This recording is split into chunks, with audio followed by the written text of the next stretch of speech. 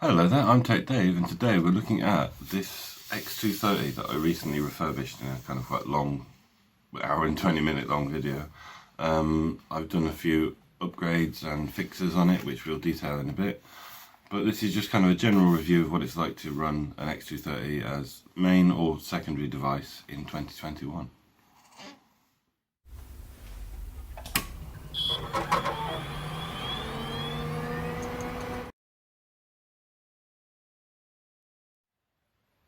So to start with the specs of the fully upgraded device, we got the base model of the i5-3320M CPU. It came originally with 4 gigs of RAM and a 320 gig hard drive, which I've now upgraded to 16 and a 500 gig Kingston SSD. Added a 9-cell battery by 2 power. This top bezel that you can see here, it's still a little bit scuffed. I've tried to clean it up, but I haven't really been able to make much improvements on that without getting in a melamine magic eraser and stuff, which I haven't had time to sort out. Furthermore, this whole top bezel, which is a bit scuffed, but it was completely cracked right the way down there. So I replaced the whole display housing and front bezel and all the wiring. Took it right down to the motherboard, fitted the screen. The screen is an interesting one. So it's, if you can see it reflecting the sunlight outside, it doesn't look as bad in person, but it's definitely a gloss panel. I thought originally that there might be like a stickered layer over the top, but I think I just got the gloss panel. Still 1366 by 768. I've not done any severe mods on it. I just wanted to get it in full working order. And a new keyboard as well. I replaced the keyboard. Eventually down the line I was hoping to have the X220 classic keyboard in there. And then do the Ivy Rain BIOS mod and put in a new wireless WAN module. But for now I'm really pleased with how it turned out. So let's delve into what the performance is like and how it really acts in 2021 as a mobile device.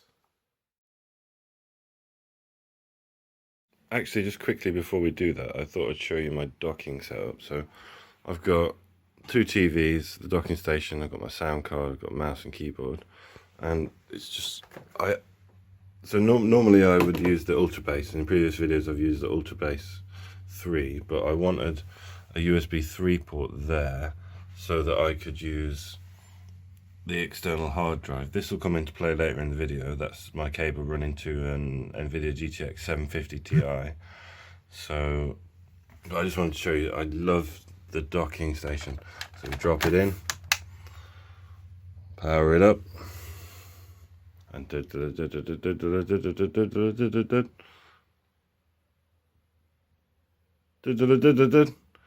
ta-da! And when you've got it in sleep, you can just drop it in there and it like instantly, or even when it's on, it drops in and then you've got it all sorted. There you can see, logged in, fired up, and I've got this whole station just set up with the X230 at the moment. And I've been using GeForce NOW and various other streaming services. GeForce NOW I actually paid for because I really like it. And as you can see, it just is so sweet. If you follow me on Twitter, at drbradley46 or TechDave, and you'll be able to see the various uses for this. I've been playing Vermintide Warhammer, which has been really cool, because as you can see, it's got wired Ethernet. The Ethernet cable has actually come unplugged, but never mind. I've got wired Ethernet on it and Wi-Fi, and I've got Ericsson wireless WAN module, so I may get a bit of footage later on of me gaming like in the garden or perhaps out and about. We'll see how it goes. That monitor there is attached as well, but it doesn't come on until I'm logged in. But yeah, it's just a lovely little setup. As you can see, there we go. So I may demonstrate this later, but I've got a webcam plugged in with the 750 Ti, which is hidden down here in my classic Lenovo hollowed out M32P, I think it is, but I hollowed it out. That's got a power supply and graphics card in there. So the theory is I play the game on here using GeForce NOW, stream that in OBS via the graphics card as the kind of the device, and then I can have Discord or the stream just there. And then it's not using the full grunt of the device to play the game, but I can still stream from it, so fingers crossed that idea works out. But yeah, let's move on to some performance and a bit of information about the device and some benchmarks and stuff. So here we go, we're doing some benchmarking. I'm just going to run everything. CPU seems to be at 63 degrees on idle, but we are running OBS, so I'm going to kill OBS and then be back with the results of the Passmark 10.1. Be right back. So here we are, this is the result. We've got 1960.1, it's in the 25th percentile. Disk did alright, memory did alright, everything just sort of did okay. The CPU is the weakest factor. I'm just going to submit this. X230 plus GTX 750 Ti EXP Beast dock. Make that a laptop. Tested by TechDave.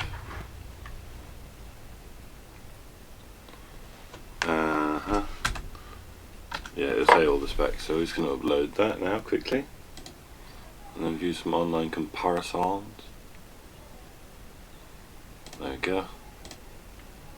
Should pop up on this screen. Let's minimize that. So it's 200,000 results. It's in, so it's quite low. Yeah, considering it's a laptop, and yeah, I'm okay with that.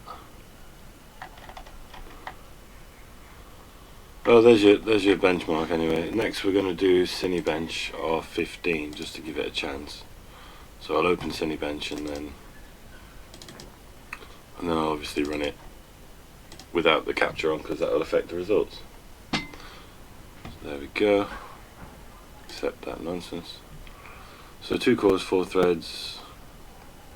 So it's actually, the next one up there is the CPU I've got in my T430, which scored much higher than that. But let's see. I'll be back once I've done the scoring and see what the results we get in Cinebench. So as you can see, we benchmarked pretty much as expected in R15. Just under a Core i7 3840TQM, which is one I've got in my T430. And just above the i5-33-7U, so 266, but then the OpenGL score we did quite well, as you can see. So the GPU is still holding its own, but there's your scores anyway for Passmark and Cinebench R15. So depending on how I organise the video, you either will have seen or will be about to see Warhammer Vermintide 2 running on this machine. It's given us low settings 1080p DirectX 11. Obviously these settings are not comparable to how they would be on GeForce NOW, which is what you either will see or have seen. So I'm just going to benchmark it and I'll be back once the benchmarks run. So as you can see, it's giving us a 1080p on low settings, average frames per second 44. I saw it dip down below 30 on a regular basis, so I'm just going to boot the game again and try again at 720p to see how, if at all, we can get like relatively decent playability on this game with the 750 Ti. So if we go full screen, there we go. And if we go down to the 720p, I'll leave it on low because it seems to be able to run that fine. Except, now I'm going to benchmark it again and then you will see me again. We managed to eke out an extra sort of 6 frames per second from going down to 720p. It looked like a spud the whole time, I'm not going to lie, because it was on low settings. So I'm thinking Vermintide, whilst you can probably get playable frame rates out of it, I wouldn't recommend it on this system. I'd go for older games, if I'm honest. I kind of knew that anyway, but I just wanted to show the comparison because I played it on GeForce. So I just wanted to show you how much of a difference that actually makes. So you're either about to see that footage or would have already seen it. So yeah, cheers. So as you can see, we're here in Vermintide, which I like to play with a controller. I've got a PS4 controller via Bluetooth. And this is only recording, so I can't vouch for how much bandwidth you really need to get something viable. But the game appears to run on like super high settings, but that's kind of irrelevant because it's GeForce NOW, so as long as you've got a good internet connection, it works pretty well. But as you can see, I am recording. I'm here. This is with the GTX 750 Ti 2GB plugged in. I may try some streaming, but for now this is just to demonstrate that you can run the game on GeForce and then you use your external graphics card as the way to stream or record, and it gives you just that bit of extra oomph to get a really nice quality stream. It's only, I think, only recording at 720p, so, but I think that's just a limitation of the CPU and the GPU combination, but I thought it was pretty cool, so I thought I'd show you.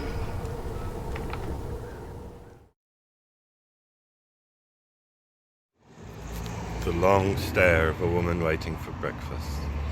And just while we're here, I thought while I was out for breakfast I would check out GeForce NOW over the wireless WAN. Now it's not as good a module as the one I had on the X1 Carbon, if you've seen that video, but we've got 4 bars and we're going into settings and we've made a custom stream quality.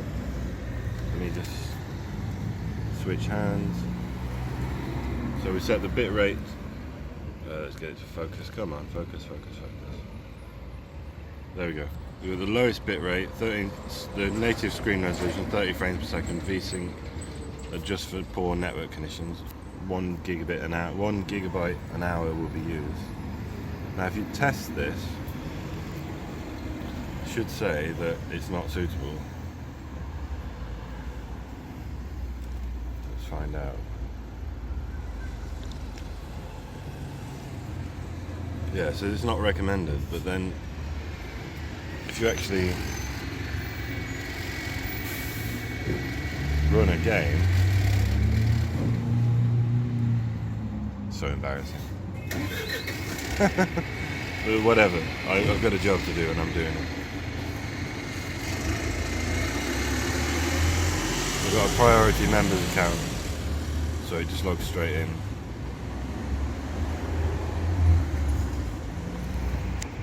As you can see, despite its protestations, it does appear to work with all those low bandwidth settings. Let's just confirm that. Yeah, so I don't know whether you can see that very well. We have Vermintide running via GeForce NOW on an X230 in a coffee shop. See what kind of latency lag we get. I'll be back once it's loaded in. So as you can see, it appears to be running, not getting particularly bad latency. Mind you, I have got, sorry about the traffic noise, I have got full signal here, which is not that common on mobile broadband, but I happened to come to a lovely place that just happened to have, I knew they had good signal. I'll see what it's like when it's not registering the key input. Let's just, there we go.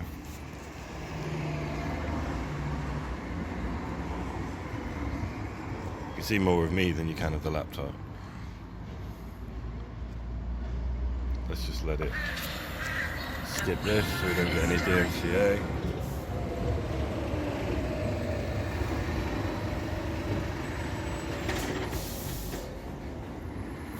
Do that once it's loaded. So we're in game. If I line it up like this, oh, you can't really see the screen, but it appears to be relatively latency free. I mean, the image quality is not incredible at this bandwidth setting, but it just goes to show you can actually play your Steam library on GeForce NOW with the X230 on the go. So I wouldn't recommend moving around particularly while you're doing it. But so if you're sat in one place, which you probably would be when you're gaming anyway, but it wouldn't necessarily be ideal on a train unless you use the train Wi-Fi. But yeah, just a cool thing I thought I'd show you. And I just had one last thing to show you while I'm out at breakfast. So Vodafone have the best bandwidth in the UK, and especially in the local area where I live, which is Brighton and Hove. And it comes with this app. When you install one of their data sims, it kind of automatically downloads the app, so you can monitor your data consumption, your signal, and you can get text messages and everything. And it's really handy because you can get a data-only SIM from Vodafone so for example, the package I got 15 gigabytes of data that lasts for up to 90 days, and then it gets wiped out, so that's pretty cool. So we're out here, anyway. We've got Tech Misses with basically the identical device, but the tablet version. I was just going to do a size comparison, and it's quite hard to get them on shot. So if you fold the lid up, okay. So we've got, if you rest that on top and then line them up, you see there's actually quite. Actually, if you line it up to the bottom, there's about an inch or so, half an inch maybe, difference in size.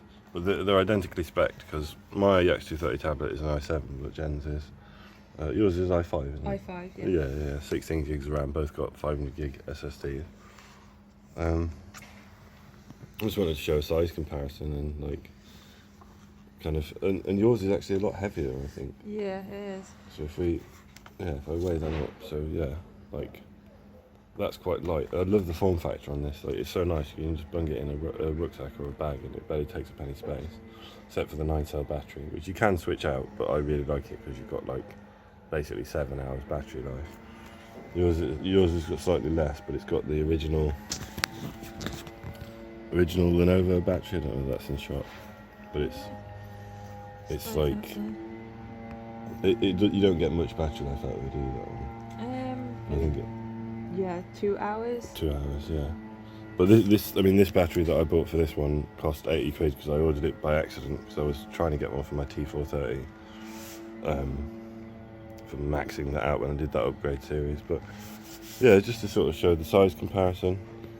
And I mean, this if I feel the weight on that, yeah, it's got a bit more heft to it, and it's just a bit thicker. Obviously, it's got the stylus there, and the digitizer is actually white. Did you open it at the front for me? Yeah. So the touchscreen has got this whole extra bezel here to compensate, and it's got front firing speakers, which is cool. Which this doesn't. This has the speakers here in little grills, but otherwise they're identical, basically. Performance-wise, they're identical.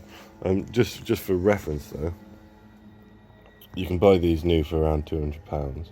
How much was yours before you upgraded it? Just the basic device. Do you remember? Ooh. I think it was over 200, wasn't it? I think. Was it 180? It ranged from 150 to 220. But what did you get yours for the i5?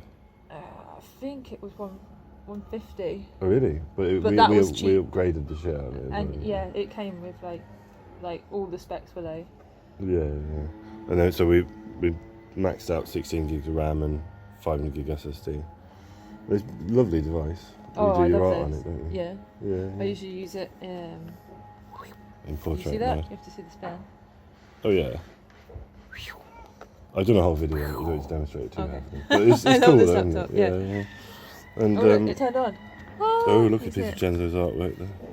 Yeah. If I power mine up, actually, it'd be good to show the difference between an original matte panel and oh yeah, look at this. Let's see if we can get that in shot. You'll have to hold up your laptop a bit. Working on.